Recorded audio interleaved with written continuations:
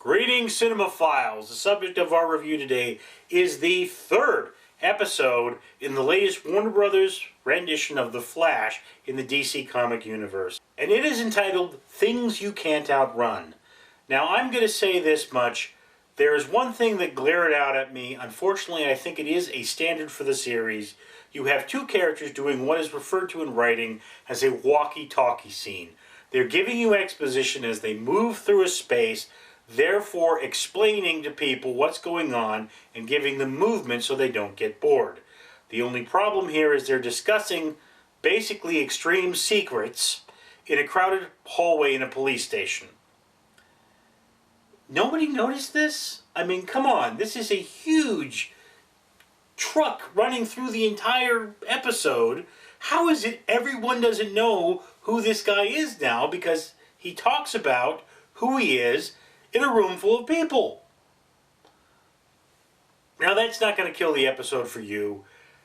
It didn't absolutely kill it for me. Now, the one thing I will have to say is that this episode featured probably the best villain I've seen so far, played by Anthony Carrigan, is Kyle Nimbus. It would be something of a spoiler if I gave you Nimbus's superpower, but if you have Google, you can get it pretty easily. Anthony Carrigan plays this character with an incredible level of creepy, a brimming hatred, and I have to say, I don't know much about the awards for supporting actors in television, but this guy deserves one. I mean, I felt the vibes with this. This is a TV show, not a movie. I could feel that, I could understand that, and Anthony Carrigan brought the creepy on me. I say this is the best episode of The Flash I have seen so far. Episode 3 definitely upped the game, in my opinion. Now, we are also seeing a lot more development on the part of the Flash. He's fleshing out, his world is fleshing out, becoming more of a character. The only major thing is that, you know, the Flash looks to me like a Spider-Man character with a Batman lair and a couple of people being his Alfreds. It feels kind of forced. He has a connection to the police just like Batman did.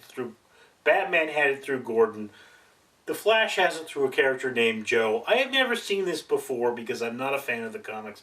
I don't know if this is canon, but at a certain point I have to ask myself, how is this stuff being funded? You guys apparently lost everything in the first episode, so there's that. Now, I understand we have to suspend our disbelief because this is a comic book show. And everybody loves the Flash. He's a wonderful character. And I do have to say, in this episode, he felt so much more like the Flash and so much less like Spider-Man. The Flash and Spider-Man have always had the same thing in common. They do the quips. They do the zingers. They're busting out jokes. The difference is that the Flash is totally super upbeat, and at least the Spider-Man movies was always super dreary and depressing. Until that weird one where he went emo, and then it just got, instead of depressing, weird. So yes, I liked how the Flash was a more Flash-like character in this than he was in the others. He's not that totally bored out of his mind trying to deal with things. He's the guy that takes things lightly, and I like that about him. The thing that I really miss from the cartoon series, though, is that the Flash was something of a womanizer, always chasing skirts, and he's not that in this. And it's like, why is there always got to be that Spider-Man unrequited love thing? Give the Flash his own thing. He's still being too much like Spider-Man. But once again, this episode, best one I've seen. 2 thumbs up. If you had to only see one of the first 3 episodes of The Flash, this would be it.